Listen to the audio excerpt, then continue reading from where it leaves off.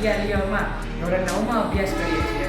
આપણે જાણીએ છીએ કે રોજિંદા જીવનમાં જ્યારે ખેડૂત ખેતી કરતો હોય છે ત્યારે તેના ખેતરમાં કેટલાક વન્યજીવો અને સાપ હોય છે જે પાકને પણ નુકસાન કરે છે અને ખેડૂતને પણ નુકસાન કરે છે. ક્યારેક જો સાપ ખેડૂતને ડંખ મારી દે તો ખેડૂત ઇજાગ્રસ્ત પણ બની શકે છે અથવા ક્યારેક તે મૃત્યુ પણ પામી શકે છે. તેના નિવારણ માટે અમે આ પ્રોજેક્ટ બનાવેલ છે. અમે અહીંયા નીચે એક વાઇબ્રેટર મોટર સ્વિચ કરેલ છે, તેનું જોડાણ અહીંયા માઇક્રો સ્વિચ વડે કરેલ છે. જ્યારે અહીંયા નીચે દબાણ થશે ત્યારે કંપન ઉત્પન્ન થશે અને કંપ વિસ્તાર અસરશે. જો એટલા કંપ વિસ્તારમાં સાપ જેવા જીવો હશે તો તેઓ દૂર થશે અને ખેડૂતો ઇજાગ્રસ્ત થતા નથી.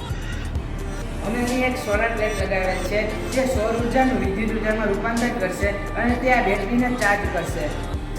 અમે અહીં એક બઝર પણ લગાવેલ છે જે ધ્વનિ ઉત્પન્ન કરશે. અહીંયા સ્વિચ ઓન કરતાં વિદ્યુત પરિપથ પૂર્ણ થાય છે અને વિદ્યુત પ્રવાહનું ધ્વનિમાં રૂપાંતર થાય છે. આ ધ્વનિ સાંભળી જો પાકને નુકસાન કરતા પક્ષીઓ જો ખેતરમાં હશે તો તે દૂર વયા જશે અને આ અમારી સ્ટીકના મદદથી માત્ર ખેડૂત નહીં પણ પાકને પણ નુકસાન નથી થતું. અહીંયા અમે એક યુએસબી મોડ્યુલ લગાડેલ છે. જ્યારે ખેડૂત ખેતરમાં ખેતી કરવા જતો હોય છે ત્યારે ખેતરમાં વીજળી જતી રહી હોય છે ત્યારે ખેડૂતને પોતાના મોબાઈલ ચાર્જ કરવા માટે અહીંયા એક યુએસબી મોડ્યુલ લગાડેલ છે જેથી તે સરળતાથી પોતાનો મોબાઈલ ચાર્જ કરી શકે છે. અમે અહીં એક લાઇટ ફિટ કરેલ છે. જ્યારે સ્વિચ ઓન કરશે ત્યારે વિદ્યુત પરિપથ પૂર્ણ થશે અને વિદ્યુત ઉર્જાનું પ્રકાશમાં રૂપાંતર થશે.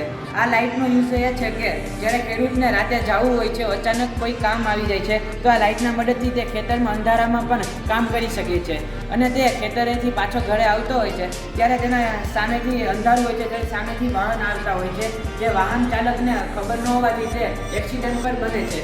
તો આ એલઈડીના મદદથી સામે વાહન આવતા અને વાહન ચાલકને ખબર પડી જશે કે સામે કોઈ આવે છે, તેથી તે વાહન સરળતાથી ચલાવી શકશે.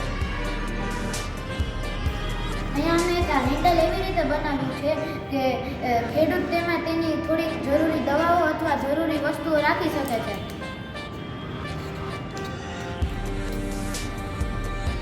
અને આ સ્ટીકનો મેક્સિમમ ખર્ચ 250 રૂપિયા છે અને અમારી આ સ્માર્ટ સ્ટીકનો ઉપયોગથી તે ખેડૂત સરળતાથી ખેતી કરી શકશે.